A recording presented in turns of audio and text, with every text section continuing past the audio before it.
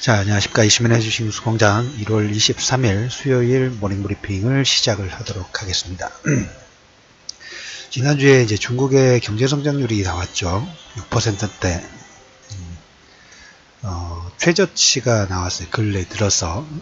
그리고 이제 미국도 마찬가지고, 주택지표라든지, 이런 내용 자체가, 작년 하반기부터는 조금 속도 조절이라고 해야 될까요?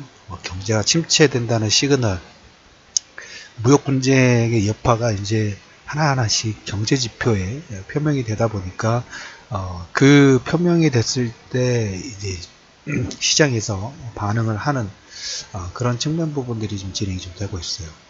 성장 둔화 우려, 특히 유로존도 마찬가지고 이번 주에 그 IMF에서도 글로벌 경제 성장률 자체를 기존의 예상치 대비 하회를 지금 시키다 보니까 그리고 어제 12월 기존 주택 판매도 6.4% 예상치 대폭 하회가 됐어요.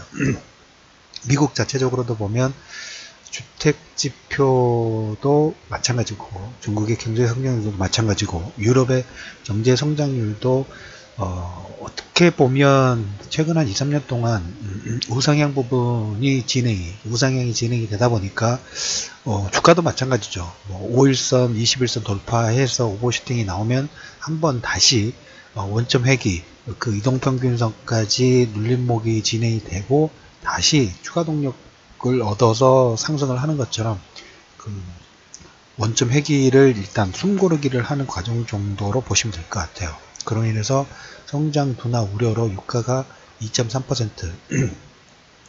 유가는 너무 40달러 초반까지 갔다가 55 정도까지 최근에 반등 나왔죠.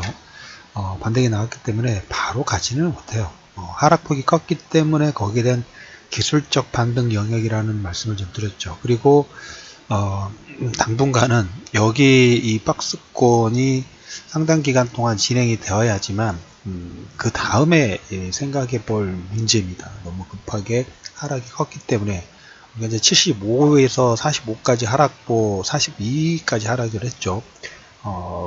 거의 반토막 정도는 아니지만 그 정도의 준하는 하락이 나왔기 때문에 단지 기술적 반등 정도로 보시면 될 것 같아요. 그래서 40과 50 정도의 박스권 경제지표에 따라서 이제 여기 이제 어벤등락이 나오겠죠. 그리고 오펙의 감산, 그리고 중동이 보면 이제 시리아 때문에 조금 계속 시끄럽다는 얘기를 좀 드렸죠.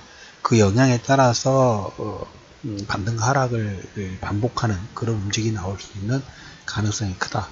오늘 새벽에 끝난 다우지수와 나스닥은 1%대 하락이 나왔습니다. 그 이유 부분은 이제 오늘이 23일입니다. 일주일 정도 남은 것 같아요. 일주일 정도 남다 보니까 일주일 남았는데 특히 지재권 관련, 지적재산권 관련 내용 자체가 상당히 이번 작년부터 무역 분쟁의 핵심 키워드가 지재권 관련된 부분이죠. 지재권에 대해서 양보를 받아야 되는 중국이 많은 양보를 하는 것처럼 특히 대규모 추가 수입이라든지 그 다음에 최근에 무역 수지를 제로로 만들 정도로 많은 수입을 해주겠다라고 코멘트를 하지만 정작 지재권 관련된 내용 자체는 물론 법이라든지 지난달에 관련 법안을 수정하는 내용을 통과를 시키기는 했습니다만은 미국은 속도를 올리고 싶어요. 어떻게든 금융 개방이죠. 이거는 지재권도 마찬가지고 금융 쪽도 마찬가지고 문호를 개방을 시켜놔야지 나중에 금융전쟁을 하더라도 그 수송병력이라든지 공격 대상 자체가 폭이 넓어지는데 그 공격 대상이 너무 지금 한정되어 있고 폭도 좁다 보니까 중국은 그렇게 해야지 방어가 용이하고 미국의 입장에서는 공격을 하고 싶은데 도로도 좁고 그 다음에 폭도 너무 좁고 그 다음에 이제 도로 자체에 진입할 수 있는 통로 자체도 많지 않다 보니까 어떻게 보면 1차적으로 그 대역폭을 확장시키는 게 핵심 키워드예요. 그래서 일주일 남은 고위급 회담을 앞두고 지난주 그다음에 이번 주 초반에는 중국 수익성 관세라는 일부 제거 방안을 논의를 했고 그 다음에 중국도 대규모 추가 구매 코멘트를 했는데 지재권 관련된 삭바 싸움, 이 카드가 나오네요. 화웨이 최고 책임자, 인도의 책임자를 캐나다에 미국이 인도 요청을 이제 공식적으로 했어요. 다음 주 지재권 협상을 노리는 핵심 카드 하나의 카드가 히든 카드가 딱 나왔습니다. 다음 주 어떻게든 지재권에 대해서 많은 양보를 받아가려고 하는 그런 케이스가 아닌가라는 얘기를 첫 번째 드려보고, 이로 인해서 오늘 이제 다우지수 같은 경우에 금주 예정되어 있던 미국과 중국의 기획회의 취소 보도가 나오면서, 물론 백악관이 부인을 하긴 했습니다만은, 이런 불안 심리가 1%의 하락을 만드는 하나의 매개체 역할. 그 다음 기존 주택 판매도 마찬가지고, 유로존 자체도 보면 이 경제지표가 계속 지금 아리송하게 나오고 있죠. 그로 인해서 드라기 총재가 당분간의 유로존의 금리 인상 속도는 빠르지 않을 거다라는 코멘트를 했던 가장 키워드가 좀 될 것 같아요. 그리고 이제 이번 주는 실적 시즌이라는 얘기를 드렸어요. 내일 이제 SK 하이닉스의 실적이 나오고, 오늘이 지금 23일이죠. 어제, 오늘, 특히 이제 일본의 첫 통화정책 회의. 일본의 통화정책 회의도 이제 거의 글로벌 전체적으로 순위를 매긴다 하면, 연준의 통화정책은 당연히 봐야 되는 거고, 그 다음에 요즘에 이제 조금씩 올라오는 순위, 2순위 자체는 일본이에요. 일본 통화정책 회의.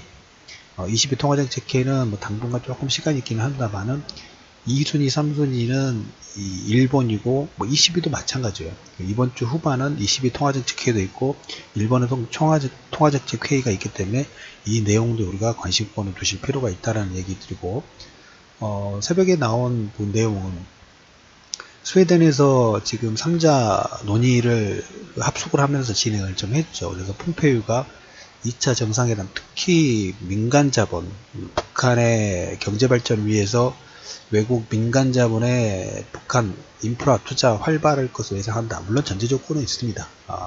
근데 폼페이오가 이 정도 코멘트를 진행한다는 것은 2차 정상회담에서 상당 부분 우리가 예상했던 제재 해제라든지 그 다음 비핵화 관련된 논의가 이번 합숙을 통해 가지고 미리 북미 정상회담을 앞두고 어느 정도 조율이 진행되는 속도 자체가 상당히 빠르지 않느냐, 상당히 긍정적인 내용이 될 것 같아요. 그래서 폼페이오가 2차 정상회담 또 하나의 이정표가 될 것이라는 코멘트를 오늘 새벽에 했다라는 부분하고, 개별 내용은 삼성 디스플레이가 퀀텀닷 OLED 전환 투자를 시동을 걸고, 중국의 그 비디오 게임 있죠. 세 번째 출시 금지를 세 번째 해제를 했습니다. 중국 내에서도 지금 뭐 텐센트도 해제가 안 된 것들이 있어요.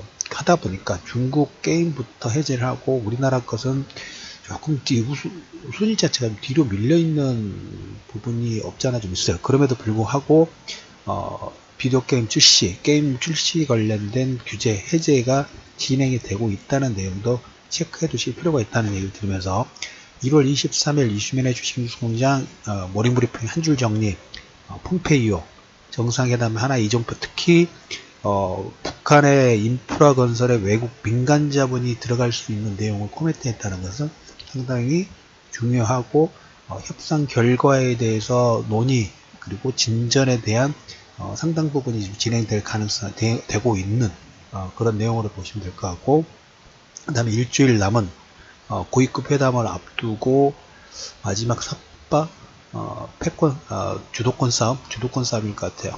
화웨이